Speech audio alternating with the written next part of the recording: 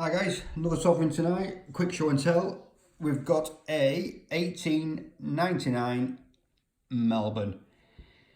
You can see it's in Melbourne because we've got the M in the centre just above the date, 1899.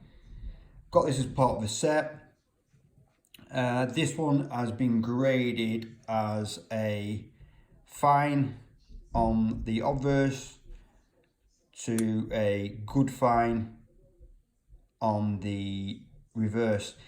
I've had a good look at this and I would say it's slightly under with the grading.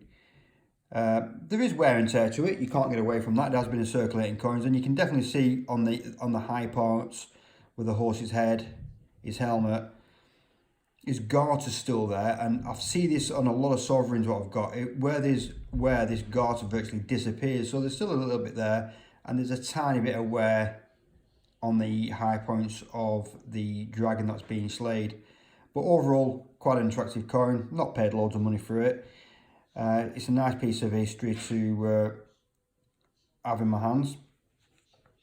On the obverse, this is the first sovereign I've got with the veiled head, or the old head, some people call it. And it's the first time in the legend, which the legend roughly translates as sort of by the grace of God, defender of the faith. It's the first time this appears where you have the IND, which pretty much stands for the Empress of India. So it's the first time that appears, and it's by a gentleman called the engraver's Thomas Brock, who later became Sir Thomas Brock. I'll bang some pictures up, you can have a look at him.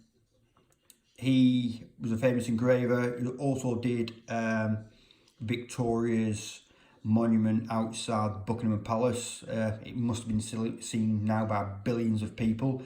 And apparently when that was unveiled in 1911, George V at the time was so impressed with his work, he knighted him on the spot, so he became Sir Thomas Brock. So nice little story for the engraver there. Another thing we seem to miss out, it's not a new thing or an old thing, shall we say, is a lot of these engravers for coins gone by and even modern commemoratives now are made and designed by the best engravers, sculptors this country's got, and even modern day coins now, some of the commemoratives, they are made with some of the best people around. So it's nice to appreciate the sort of skill and work that goes into the coins. But overall, Victoria's there, which is quite nice. It's not my favourite portrait. I much prefer the young head. And this coin, being 1899, was pretty much the height of the British Empire. When this was minted, this coin was legal tender in nearly 40 countries worldwide, and it was a trusted unit of gold to be traded. So this represents the coin at pretty much at the end of the 19th century, and the height of the British Empire, and the height of the sovereign on the world market. So quite a nice coin. A few little facts, gems in there for you.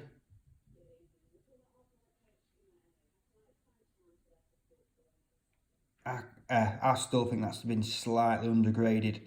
I'm not too precious about gradings of some coins. I think it's nice to get, bling-tastic MS70s all the time, but I'd encourage anybody, if you collect a particular type of coin, whether it be a sovereign or crowns or dollars, yeah, it's nice to get the high-end ones, but I think it's good to get a good selection of different sort of qualities of coins, so you can actually appraise the coins yourself rather than just trusting somebody's opinion, because it is all subjective.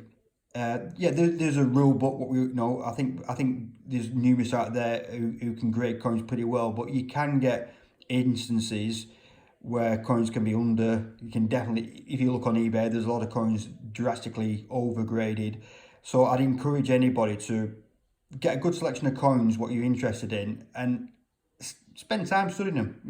Get a loupe, have a right good look at them, read books, and appraise a coin for yourself, because I've seen YouTube videos with guys who have got coins, they've sent them off to various grading houses, you know, they've been encapsulated.